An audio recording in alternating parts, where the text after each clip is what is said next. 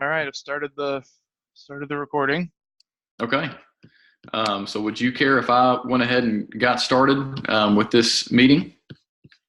Yeah, let's start the meeting, Mr. Morgan, I think. Okay. Yes. So I am Alex Morgan, currently working with Algorithm USA. Um, Obviously, you are very familiar with our company, but you may not be as familiar with me. Nope. Um, your recent contact, he has ended up taking another job. I'm not sure where, not sure what he's doing now. Didn't leave Oh, on. that's He's just doing something a little different. hmm Um, so, for better or worse, you are stuck with me. So, I'm going to do my best to work with you and um, see, what's been happening through the first 3 quarters of the year, and see if there are some things that we can do better in the well. Well, final. first off, where in the U.S. are you from? So, let's see. I believe that role playing here. Um, I believe that I am from North Carolina. North Carolina. I'm not familiar with that. I've only been to Chicago and San Francisco. That's all Okay. I've seen. Okay. Awesome. Awesome. I really enjoyed both of those places, but That's great. That's great. I hope that our hospitality here was treated you well, and vice versa. Being here in Mexico with you, and I appreciate you being willing to meet with me and making time to hear our thoughts, our concerns, and um, I hope that throughout this meeting we can approach this as a team. And my main priority here is for the best outcome for you, because I know, with you being the president of this company and essentially the main guy behind sales and training and operations, I want to make sure that I give you every bit of insight and advice to equip you with the best decisions that you can make possible moving forward. So, um, I guess today there's a few things that I would like to talk about. Um, I will be, very clear with my agenda. Um, I would like to discuss the sales staff that you currently have that's running is it the Mexico City location? I'd like to talk about the sales staff there. Additionally, the office staff, their compensation, and then I'd like to discuss briefly the labor in Guadalajara. And then I have a few questions on some sales incentives and some pricing and sales goals, how to reduce some labor expenses. So, um, I, honestly, I think as the president of the company, I'll let you take it from here and see where you want this meeting to go. And we'll circle back to the subjects that I want to touch on, but I'd like to hear from you and see how things are going and where you plan on taking things. that sounds good. I sort of wanted to start off getting to know you a little bit, Mr. Morgan. Okay, okay. Sorry about that. So, what are you into hobby-wise? Hobby wise, personally, I like to hike. I love the outdoors, spending time at our local lake. I love to play golf and I love to hunt whenever, whatever animal is in season. I like to, like I said, hunt and prepare wild game and eat that. And just really, I like to travel and try new experiences. And um, I'm a sports fan. I like the Dallas Cowboys football team Oh, and our local university as well. So, what about you? What are some things you like to do for fun? And I mostly spend time with my wife and three children, and here in great. Mexico City. And I'm a huge fan of football, or what you would call soccer, Okay. Okay. That's like great. many of the people around here are. That's great. Yes. So, moving on from that, I realize there's some concerns with the sales performance of my company down here. Right. But I just want to sort of go through each of those issues and give some of my suggestions and Sure. see what your thoughts are based on your experience. Absolutely. Absolutely. So first off,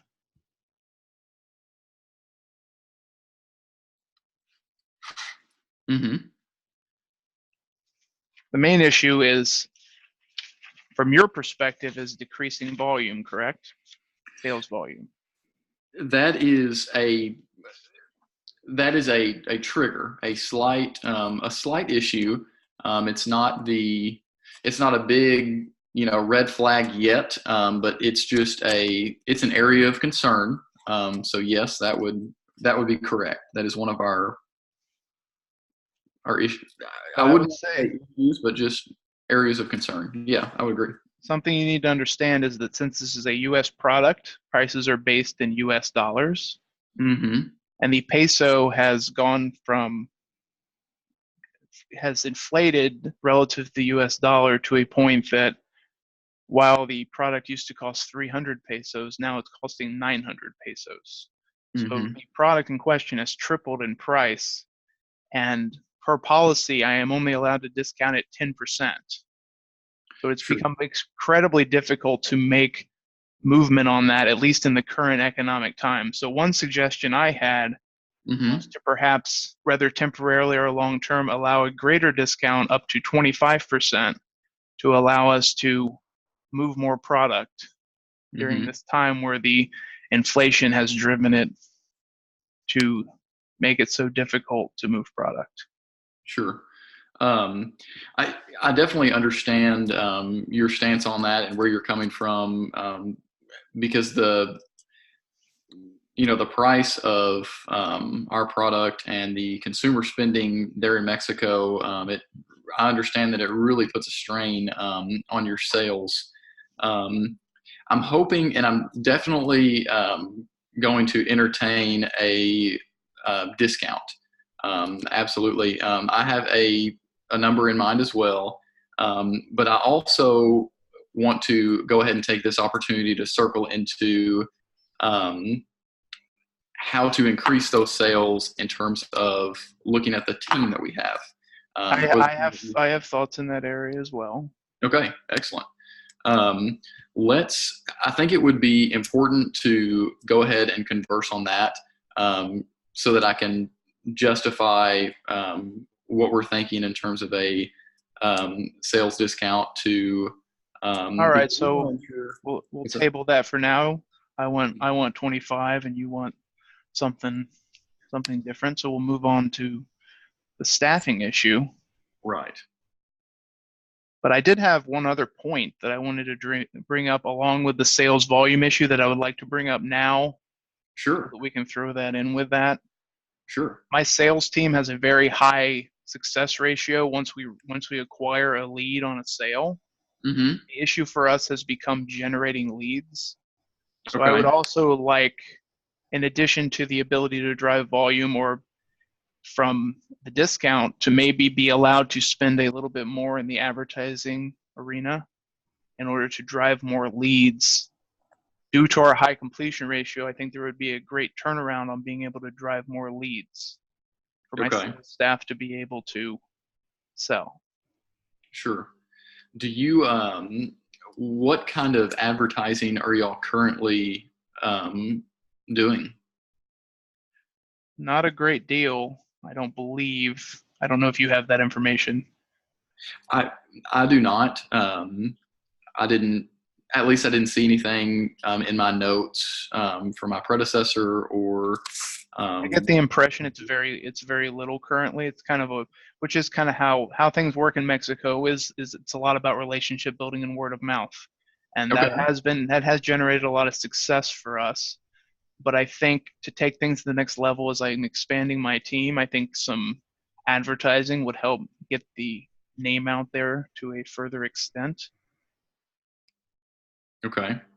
What are your thoughts on if, being that you said a lot of the sales leads are relationship based, and obviously you value your greatest asset, which is your people, your team that works for you, and the salespeople. Um, how successful have they been in the past months at generating these leads, and um, what has their efficiency been like here recently? Well, you have to understand something very important, that Mm-hmm. it's a very team-based approach that we've Mm-hmm. been utilizing. So looking at individual success rates is extremely difficult, Mm-hmm. because a lot of the times our more senior staff brings in a lead based on a relationship they have, and then the junior staff helps them execute that sale. And Mm-hmm. teamwork is part of what has worked so well for us to generate the success rate that we've been able to generate. Yeah, that's good. I would entertain. I have a suggestion for you that has been very successful on our end with sales in the United States. And again, we'll address the pricing discount on those CDs based on the inflation rate in Mexico.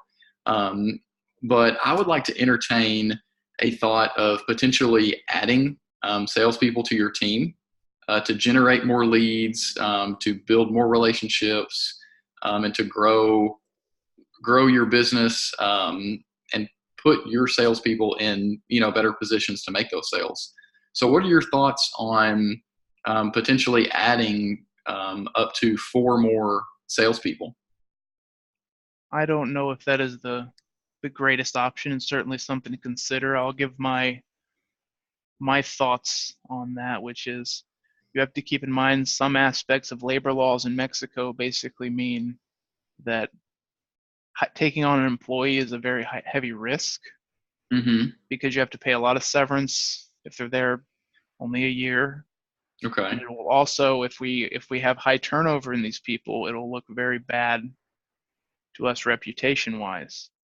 Okay. I think you have to keep in mind that the 3 members of my staff that are senior already know what they're doing, and we are currently developing those junior salespeople, but they are very prepared once we are able to generate more leads to go after sales more on their own. So what I'm kind of trying to say is, the system that I've cultivated already has sort of salesmen in waiting to sort of synergize with each other and develop these sales on their own, because the 3 junior sales staff have very rarely closed major accounts on their own, but Mm-hmm. they now have cultivated the experience to be able to do so.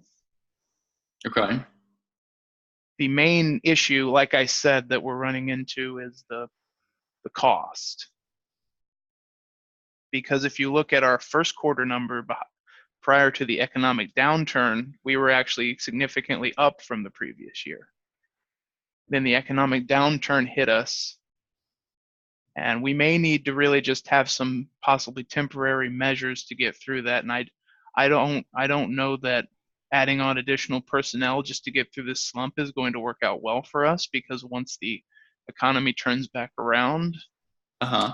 we may not need that additional personnel. Mm-hmm. And it may, and it's very difficult in Mexico to get rid of somebody after a year. It's hard. They make it intentionally hard on you based on the laws and just the cultural standards that we are dealing with here. Right. Um, so how many employees currently, um, or before I reference this next area to talk about, so if it's an issue of the current price and maybe increasing the volume would not be successful right now with the current economic conditions, have you considered potentially lowering your operating expenses by eliminating some positions that could be, unnecessary? Well, I would ask you what positions you feel are unnecessary, Mr. Morgan. So the so my predecessor, I've been reviewing his notes, and he initially thought he questioned the use of an office administrator, and he also was in question of a receptionist and a trainer. The reason those three jobs, caught his eye is, with sales decreasing. Just a non-role playing pause for a second. Oh yeah, you're fine. The receptionist and the office manager are the same person, aren't they? The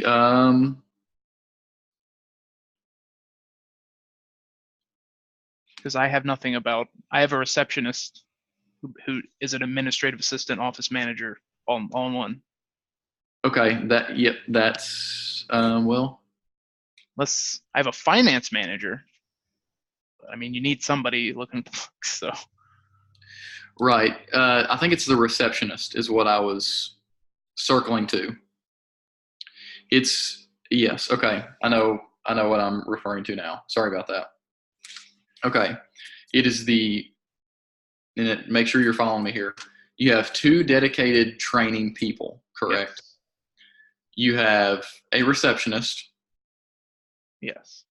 And then you have your brother, Jose Miguel Martinez. So my first question is, what is Jose's involvement with the company? I see that he is a vice president, but does he generate sales leads? Does he provide management and oversight in your absence, or he handles the more mundane activities of running the office while I focus on sales. He had previous experience working with me prior to my coming on board, so he's already familiar with how everything runs and the product. So he's been somebody reliable for me to utilize to run things while I pursue sales, as I am our top salesman, I imagine. Okay, right. So tell me this. If you have this trust in Jose, obviously you all have a great relationship. He's been with you for several years. Do you have the confidence that in this moment with the economic conditions, if it would be recommended to cut some positions, do you think that Jose would be a good outlet in taking some of those responsibilities in terms of the responsibilities of the training people and the receptionist? Well, I don't know that he exactly has the qualifications to fulfill the role of the training people. They've developed some skill sets, but so essentially you're saying downsizing the staff in terms of the training personnel, the receptionist, or my brother running the office. Right. That is just a thought.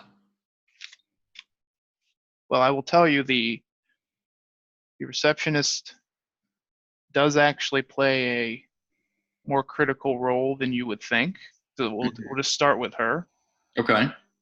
Because it may seem like, it's an extra expense and doesn't lead to added return right away, but I'll tell you, when we have customers coming to our office, which is what they regularly do, having a receptionist adds a level of professionalism to the office that has an intangible, very high return that is showing up in our books despite not having a monetary value that's very high.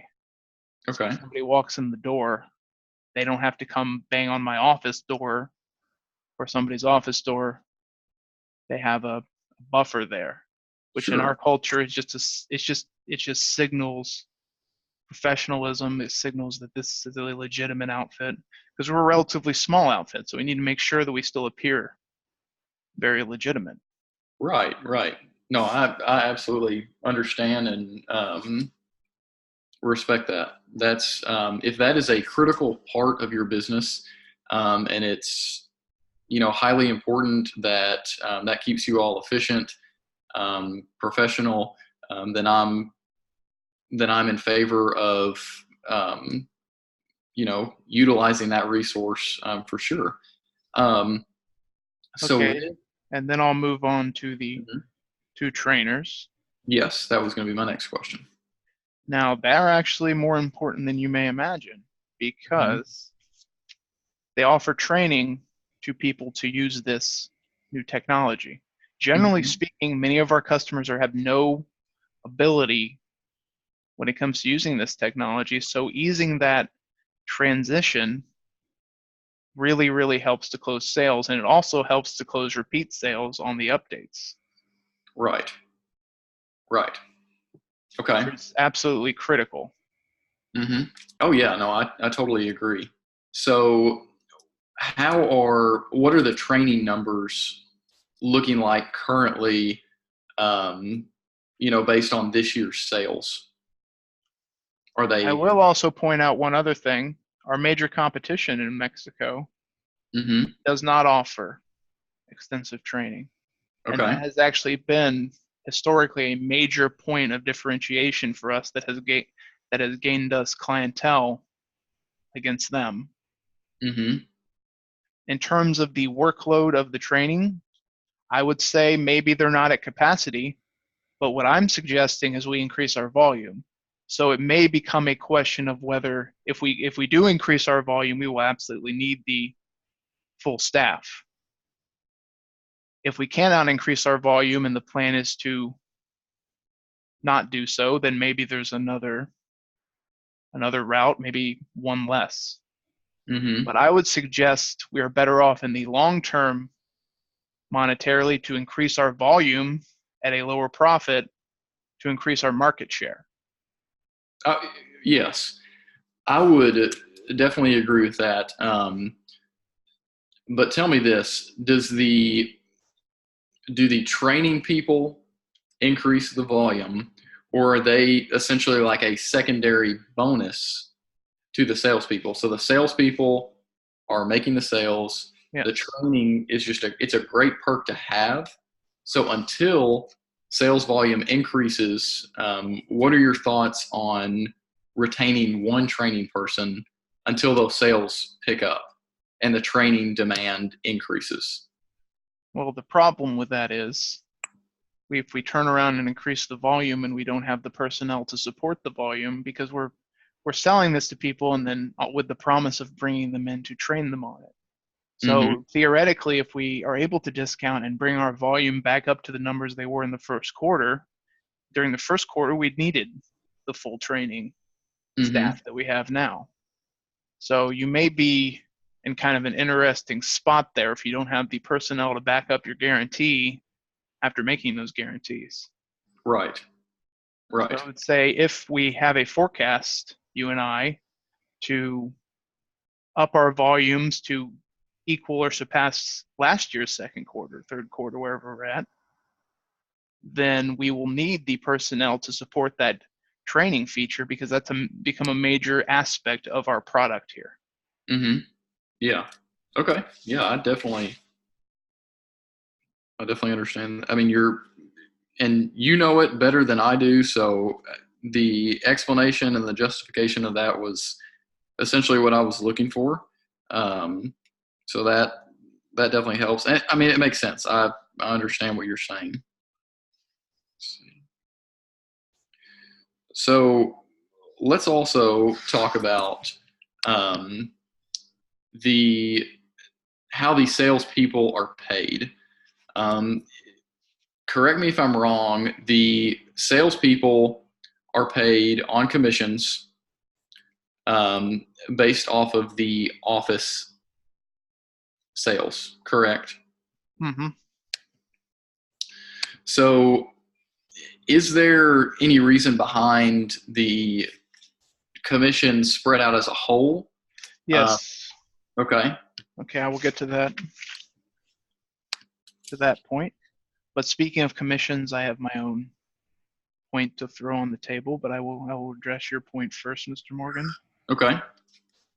The reason that we do things based on a pool is because culturally and what has worked with my team in the past, as I mentioned earlier in our discussion, is we tend to work as a team. Sure. So salesman A and salesman B and maybe even salesman C sometimes might work to close the sale that salesman A found. Now, Right. if you only reward people based on their own success rate, while people may tend to help somewhat, it sort of severely discourages that behavior.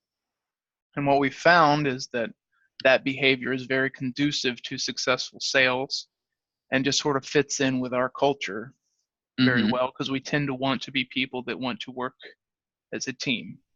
Sure. Sure. So that is why we do it based on a pooling and so that everybody is behind the success of the overall office. And like I Mm-hmm. said, prior to this economic issue, we were very successful with this strategy. Right. Right. And I So. wanted to then bring up my point. Mm-hmm. Oh, sorry, I'll let you continue. Oh no, I you're fine. If you would like to go ahead, that's totally fine with me. We can circle back. The commission's it's regarding the commission structure, so it's literally the same Okay. Yeah. area. Yeah. You So go ahead. the main way we get money right now is based on our revenue from sales and training. Mm-hmm. So it's based solely on that total revenue. So Mm-hmm. like I said, right now we're having trouble moving volume. Mm-hmm. And I think the way to move forward is to try to increase volume, which is why we talked about the discount potential. Mm-hmm. But the problem is the sale that we're only generating money for the salesmen, for everybody, based on the revenue. So what I'm suggesting, and this is definitely a temporary measure, is to move to a structure that is based on units rather than revenue, so that we can incentivize people to drive up the units sold. Because right now, everyone is, including myself, is sort of getting squeezed on both ends because on one side, we can't sell as many units, and on Mm-hmm. the other side, we're not making the profit that we used to when you take into account the inflation. If you brought everything back to US dollars, we're not making Right. the profit that we once were. Right. This would be suggested as a measure until the economic crisis is ended. So that once the economic crisis is ended, my salespeople are incentivized to move our volume and market share in a continued growth pattern so that once the economy turns back around, we're in a good position. Because otherwise, right now, they're more incentivized to find the few sales they can and avoid the discount. Because if they're only going to get a couple of sales, they need to get as much money out of it as they can. Right. Right. And I think that brings up a good point. I'm wondering and concerned if you have an issue with untapped potential within your salespeople. So if you've got your salespeople who are, they're the ones that are working hard, they're the ones that are going to be increasing the volume. You would also be one of these people. So in order to maximize your income, and I'm not saying take an individualistic approach, but in order to maximize your income as a salesperson, grow the business, which in turn leads to more success with all of the employees, do you think that there is I'm afraid that there is not an incentive for some individuals to truly succeed whenever the whole team is feeding off of the work of maybe one or two people. Does that make sense?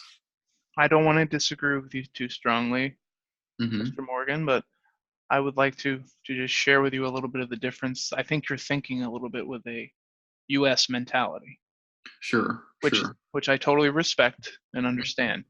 But here in Mexico, people naturally tend to think as a team. Mm-hmm. All of my people, and then they are not bullshitting me at all, Mr. Morgan. Mm-hmm. All of my people want the group to succeed. Mm-hmm. all of the other salespeople, if somebody has a lead, will do everything in their capacity. As an example, if they have a connection that can help, they will Hmm. do that automatically. Even if we put it to an individual structure, they would still do that, but then it would hurt them to do that. That's what I'm trying to avoid. Yes. Okay. I definitely understand. And I think, good business people, you want your entire team to succeed. You don't want to just see, you know, one individual doing extremely well and four, not being able to capitalize on the good times of the market. Um, so, in terms of pay, so you've got half of their salary is fixed Hmm. and the other half is commission dollars, correct? Based on revenue at this time. Okay, yes, based on revenue. Um, so, in order to retain the team mentality, um, but increase the volume by incentivizing, better performance, um, would it be beneficial? I'm just entertaining the thought to do, in terms of salespeople, do less of a fixed salary and more on commission, to where your receptionist, your trainer, um, and then the vice president of the company, Jose, is it Jose? Yes, Jose Miguel Yes. Martinez, be paid more of a fixed salary so that the salespeople are more incentivized to sell and increase that pool. I think that would be more tenable if we move to the volume model that we discussed, at least until the economy turns around. Hmm. But yes, that So, could make sense. We would have to run the numbers to make sure, apples to apples, whatever percent we increase the sales, the bonus to, that if they exceed expectations, they make more. If they, generally we want to put expectations to them to stay around the right, same level. But if we were right, able to do that, and based on projections, we would have to do that. yeah, If we were able to um, do that, then it would make sense. yeah. Well, with that being said, I think we definitely could look into the commissions based off of units, um, as long as those changes would be made with the pay for the salespeople. Because I think it would not only help you, it would help them, and it would help that team as well. Because it, you're almost taking the funnel, and it's not that you're taking the funnel and like narrowing it for certain employees, but you were taking that funnel and essentially specializing it, to where the employees with that goal and with that drive and that initiative for the sales, it makes more sense for that structure. But it still makes sense to incentivize your other employees as well, because they do attribute to your success. So I'm not saying to take that away. Um, I'm just saying maybe adjust it a little more, and maybe that'll have a positive effect on sales, in the short term, and develop a good model for the long term as well. So, what are your thoughts on that? I would agree that if we would have to talk about exactly how much of the salary would go away, Hmm. because people aren't going to accept being entirely commission based. So you got to be Right, a little right, careful on that. So I right. would think they need to stay at a baseline, a decent baseline still. Okay, Further okay. incentivizing pushing volume would fit with, and still teamwork based volume Hmm. would fit with the model that we are trying to cultivate here. Yeah, And I that's appreciate great. your suggestion of further incentivizing sales. Sure, So I sure. would say that that kind of fits both of our agendas pretty well. Yeah, yeah, absolutely. I would agree with that. Um, and then I also, since we're on that topic, I've got another suggestion in terms of sales. So there is or in terms of employee compensation. So it's clear that you excel in sales. You lead the team, you lead the initiative, you're very good at what you do. And then you've got salespeople who are attempting to do the same thing. You've got the receptionist and then the two training personnel who are more, I would say, support. So they may not be out in the field. They help build that relationship for sure. But an area of concern is the compensation and the pay of Jose, your vice president. I think to further increase volume, and again, this is my belief and my recommendation, and I'd like to know your thoughts for sure. I think that he still retains his duties of essentially being your office manager, but I think that you have some untapped potential in him with sales, and I think he should be paid very similar to you, so he doesn't get complacent in his job, and he stays hungry, and his drive and initiative is similar to that of yours to grow the business and to increase sales and market share, because I believe that his current pay structure and his current job duties, I don't think that they align with yours as well as what they could. And I think that he definitely could be a big contributor to your business and your sales initiative. What are your thoughts? So are you saying to turn him into a salesman, or are you saying to change his pay structure? I think that he should be selling. I think that he should be a salesman. I do. Because obviously, as invested as you are with the business, your receptionist you value a great deal. You have a finance manager, and you have a pretty good hold on the operations of the company. So I don't see there being a need for two operators. I think that adding him to the sales staff, again, would increase his contribution, and I think that it would add to the business as well. But again, you know it better than I do, but I just wanted to present that suggestion and see what your thoughts were on that. You have to keep in mind that his role is actually fairly critical, because I actually spend the most time of any of the sales personnel out making contacts, since I have the most contacts. I do not have the luxury of spending much time at the office unless I'm meeting a client. So I need him there to run the day-to-day, and he's done a very great job with that, with the finance manager reporting to him. Okay. Now I could see him having potential to grow elsewhere, and I'd have to discuss that with him. But I think at this time he would have to remain as the office manager, given our current structure. Sure. Assuming the workload what grows. are some of his responsibilities? And if it's not disclosed in the notes, or you don't have that off the top of your head. Well, it just says manages the more mundane business operations, but what you have to understand is that I spend a lot of time traveling. Now, what we could potentially look at is maybe I spend a little bit more time in the office as my sales team is growing, and sort of bite the bullet on that one if he were to join the sales team. But I am not willing for him to make the leap fully, because especially in these trying times, I need to be engaged in the sales.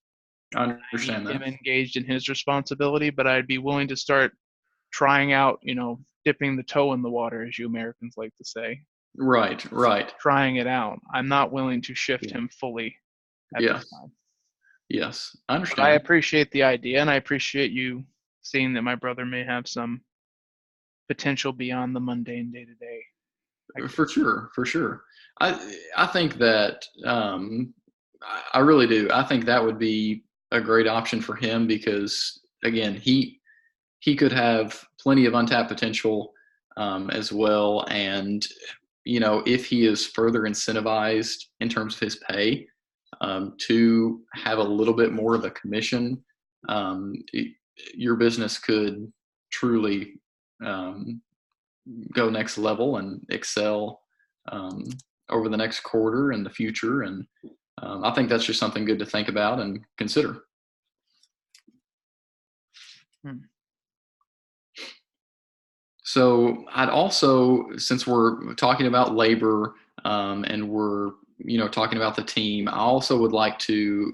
It's essentially my last labor point, and then we'll get back to the discount.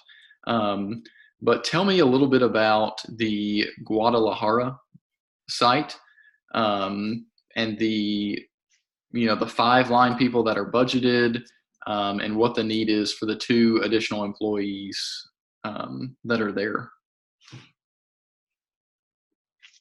So I'll tell you, Guadalajara has a very difficult time with attendance.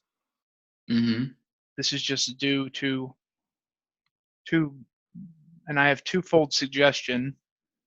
Mm-hmm. They're both, or one of the options would be to incentivize attendance Mm-hmm. via a bonus with very high attendance, Mm-hmm.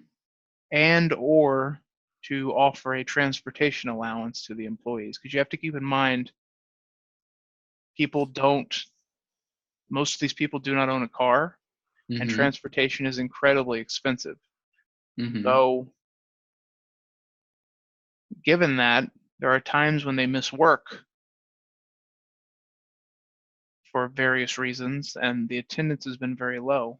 And I believe if we can bring the attendance up, we can actually reduce by 1 employee. Okay. Okay. Do you think that um, in terms of attendance, are there of these 7 employees, are you having issues with 3, with 2, with 5, or pretty much It's all of pretty the much above? all of them, and it's not unexpected Mm-hmm. given the circumstances surrounding it that I just Sure. discussed. Do you think, what are your thoughts on an absenteeism policy um, to be created and enforced to where if you miss 5 days of work in one quarter, you get a week off, or you have to take a week without pay, or if you have great attendance for a quarter, you get an extra vacation day. But I think that it would be very beneficial to you so that you don't have to worry about what's getting done. Are they being efficient? Are they operational? Are they able to handle these increased sales that we're projecting just because they're not there? Because being absent it's just something that is it's very hard to work with. You know what I mean?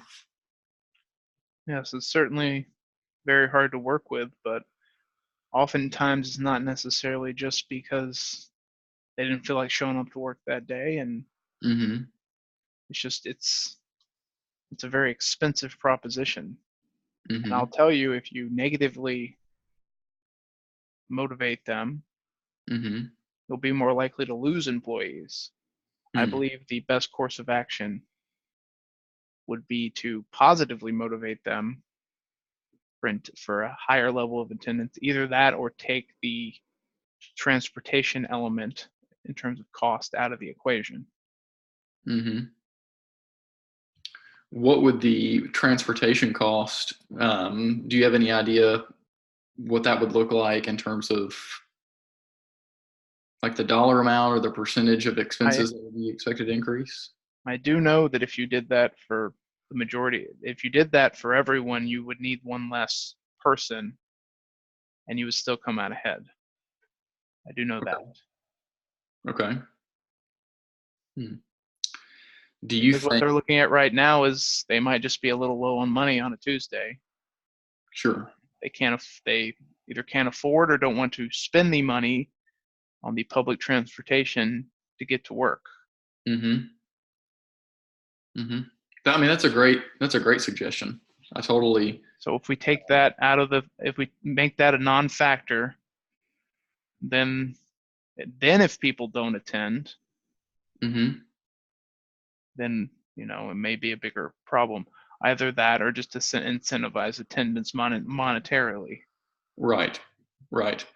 So what are your Both thoughts? options sort of lead you to the same result if you Mm-hmm. consider it. Mm-hmm. So what are your thoughts on putting a transportation element into place to where that you always have X number of employees here until the sales volume catch up? Do you think that you could operate efficiently with 5 employees with the original projected employee number? Original.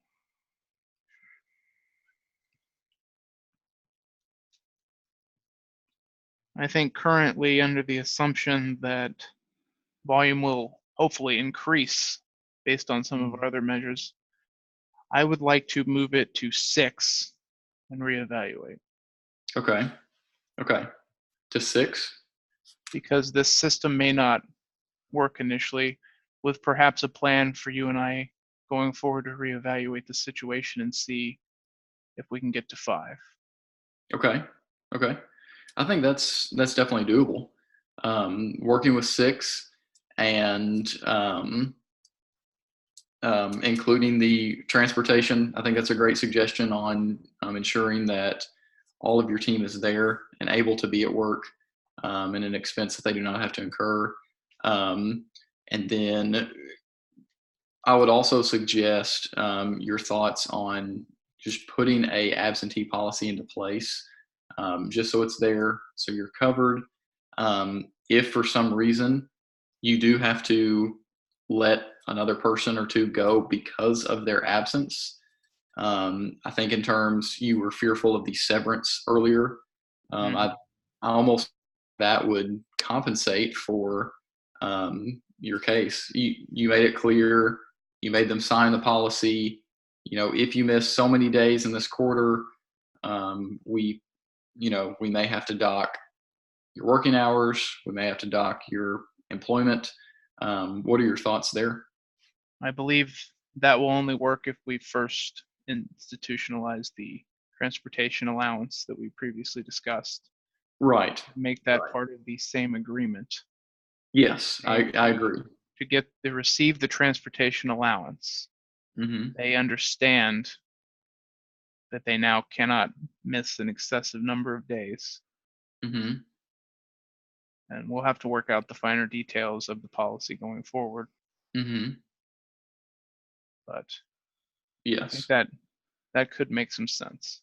Yeah, I think we're definitely on the same page there and in agreement. I think that could definitely work. That would be a good move. Great. So last on the agenda, the first thing that you mentioned, and definitely something important for me to follow back up on in terms of the pricing and the sales goals. So the sales goals, we were flexible and came to an agreement that the salespeople and you would be paid on units sold, which I think would be a great perk for you all. And in terms of the discount, so you're hoping to get, you said, a 25% discount? The possibility of that being our limit in order to generate sales. Okay. Okay. So currently, in order to try not to get too economical here, but in order to maintain the value of the product here in the United States and still have a good balance of the value in Mexico as well, I think that I think we have a suggestion that could work. What are your thoughts on an introductory offer? So if you're a new customer, we will give you a X percentage. What are your thoughts on a 10% discount potentially. I believe 10% is already the limit of our discount. It.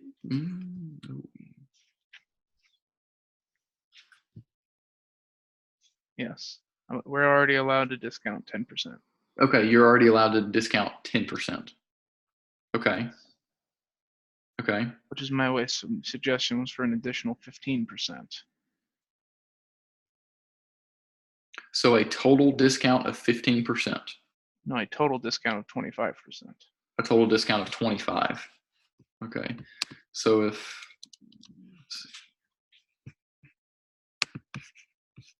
and the current price of the CD is 900 pesos, or is it 9 pesos?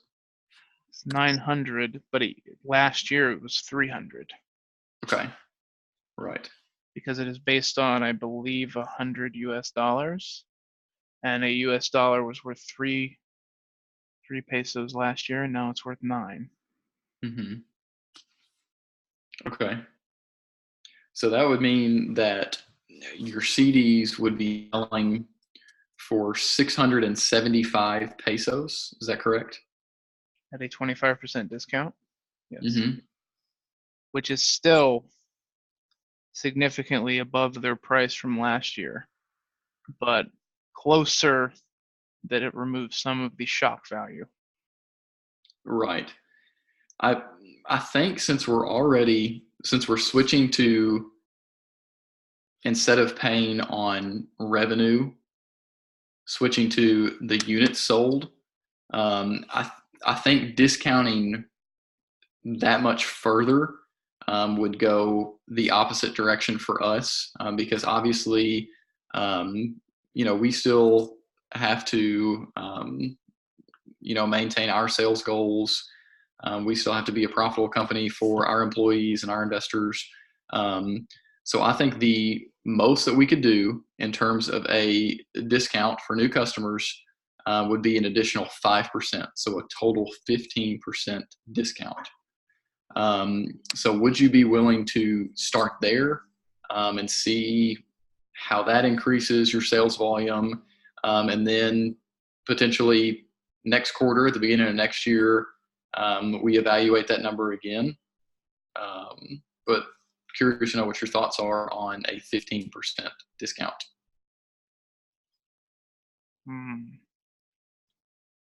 I think that still puts us pretty high, because you have to look at what that comes out to in pesos, which is still fairly high. What would be your thoughts to a 20%?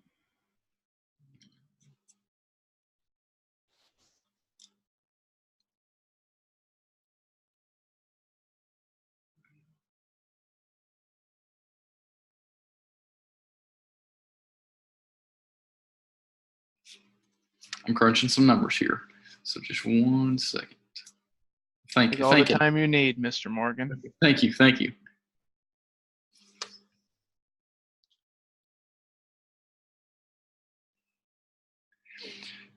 I think as long as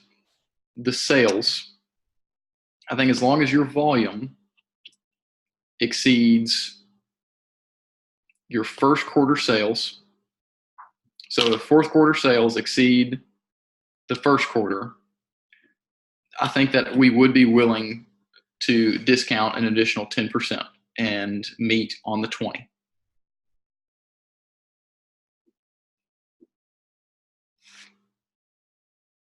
So how does that sound, and is that doable in terms of the sales goals exceeding the first quarter? And well, you would have to elaborate on what the result would be if we do not exceed these goals. I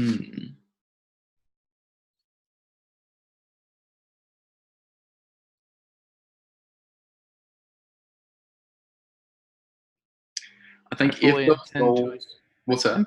I fully intend to attempt to meet these goals. But right. I'm not sure if that's the best. Because that is kind of a lag measure.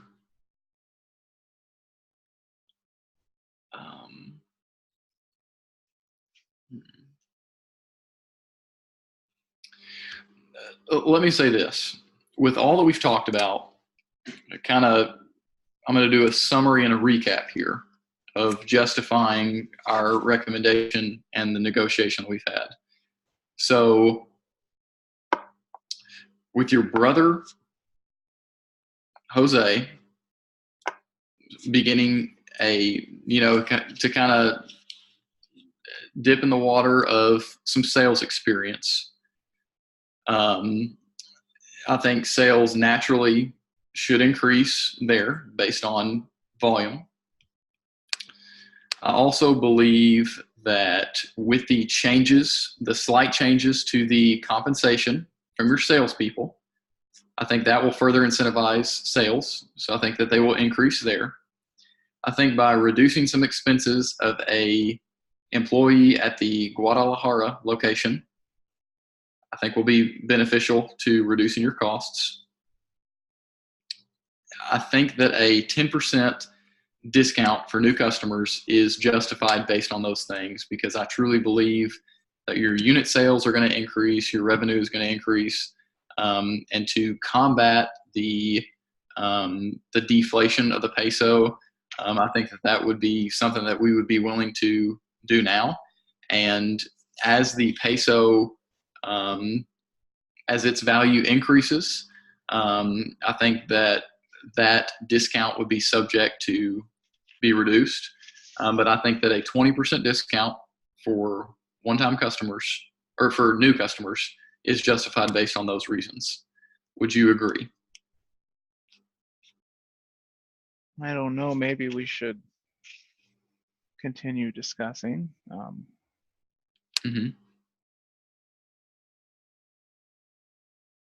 I will tell you that the 10% discount is the discount that we're already at. So. Right. And I do believe that our salespeople are already very much so incentivized to sell.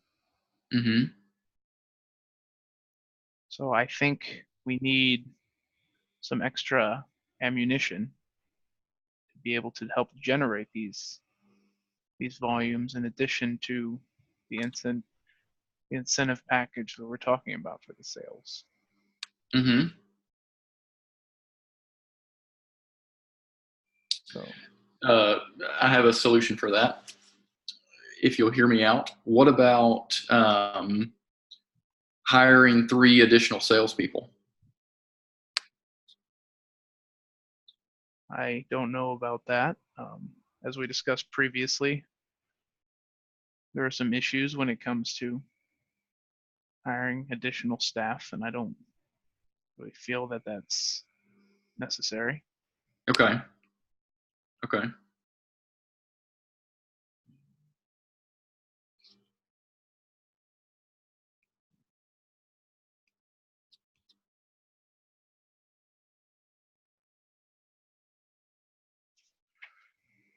Hence the struggle. Okay. So the no to the hiring 3 additional people. I understand your stance. I didn't say no directly. Oh, you did not say no directly. I'm not supposed to say no directly. Okay. I got you. I don't know how the fuck. I'm sorry. But no, I understand. Okay. So then your thoughts. I'll give you the floor, and you've been very gracious when it comes to changing the commission structure and change the commission method and taking my suggestions for Guadalajara into account. Mm-hmm. I would say with that, I would be willing to see a 15% discount possibility in addition to the other items previously discussed.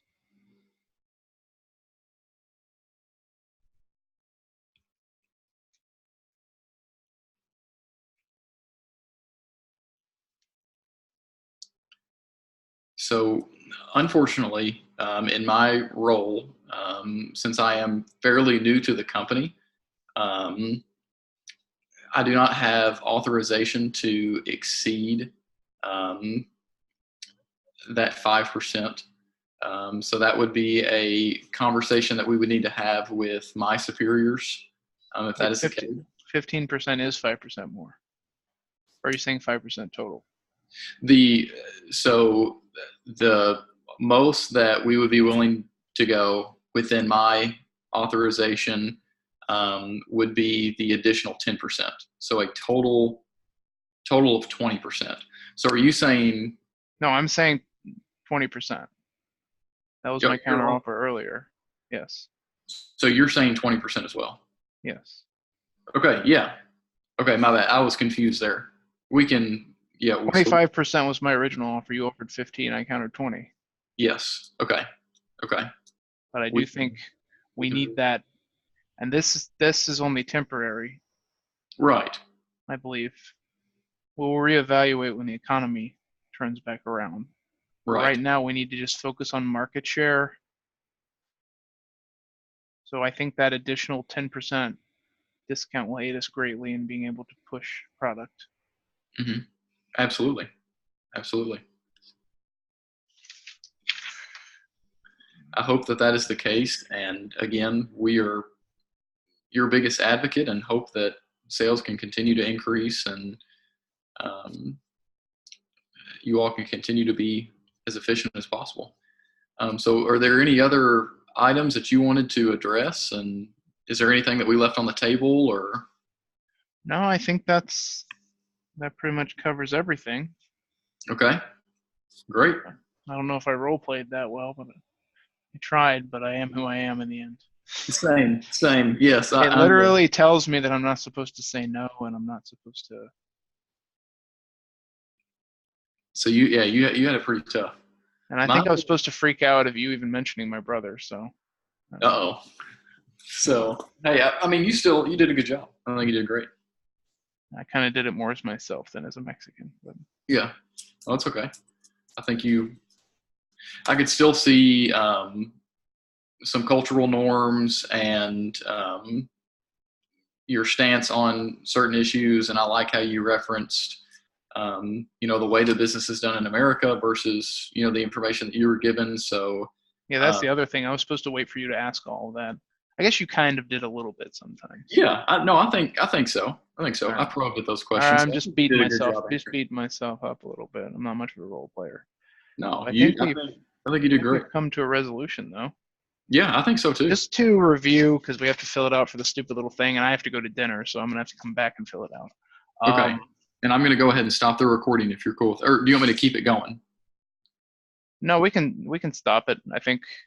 Well, do you want to say we might want to say the resolution for the video, and then. Yeah, I would agree. Yeah, I would agree. So I'll just go point by point with how we win it. So the discount rate we agreed to is 20%. Yes. And then where did we ever fall on advertising? I have nothing that says a figure in terms of advertising. I also don't have anything for advertising. I think that if I recall correctly, my stance on that was to instead of increase advertising dollars, increase the compensation of the employees to further incentivize more sales leads. So that was my stance. Well, I would think your stance was because you wanted to hire additional people, because if we just increase compensation and move down their salaries so that they end up the same level, it's not going to cost us any more money unless we do grow the volume. Right. So since we're not going to hire additional people, would you feel comfortable with the idea of using some extra money on advertising? I guess that's the question that we're faced with now.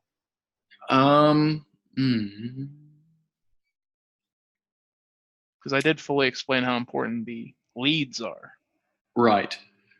Salespeople aren't necessarily marketing people, so they're not necessarily the best at getting the leads. They're the best at closing them once they get them. Right.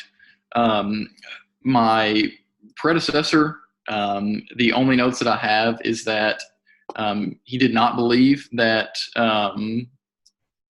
more money should be spent on advertising and promotion, but I have no details as to why, the reason behind his stance.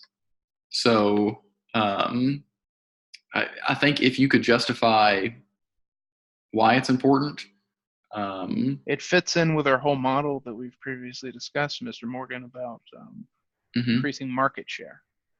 And really, if you look at the success rate of my sales team, and that's still with 3 of them being fairly junior, that's only going to increase and perhaps increase further with my brother's involvement.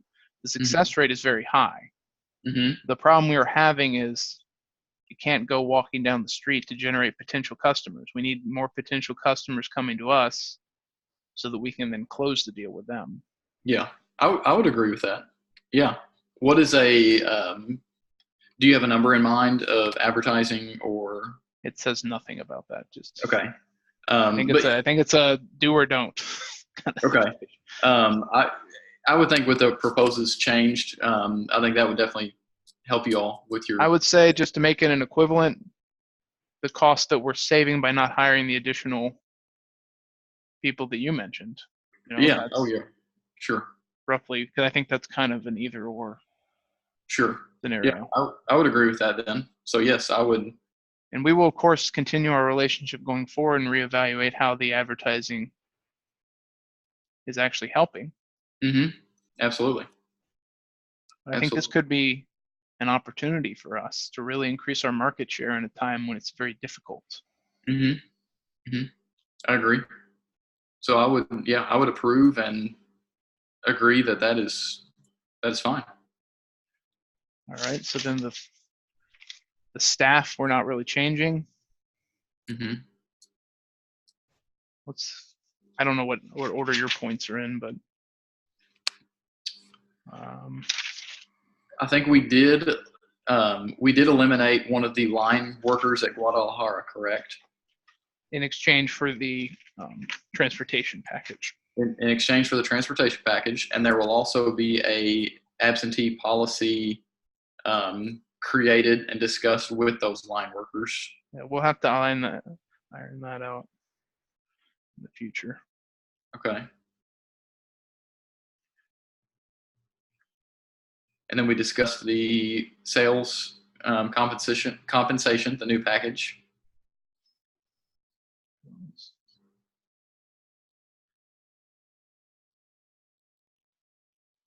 Your brother will now be selling. It's still the pool, correct? The way that I kind of envisioned was you still have the pool among the salespeople, but you don't have the pool among the receptionist and the training people. They just get a flat. Right.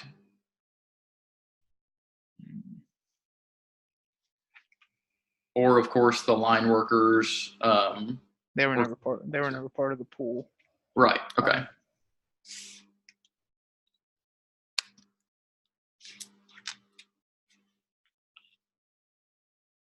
I think that would be fine as long as we would have to bring their compensations up slightly to make up for that. But okay. Yes. I think that would be fine. Okay. I don't know why the training people are on a pool anyway, but right. I think but it's about the teamwork focus, so maybe I'm against that. I don't know. Yeah, that could be the reason, your stance. Yeah, so maybe I'm against that. Okay.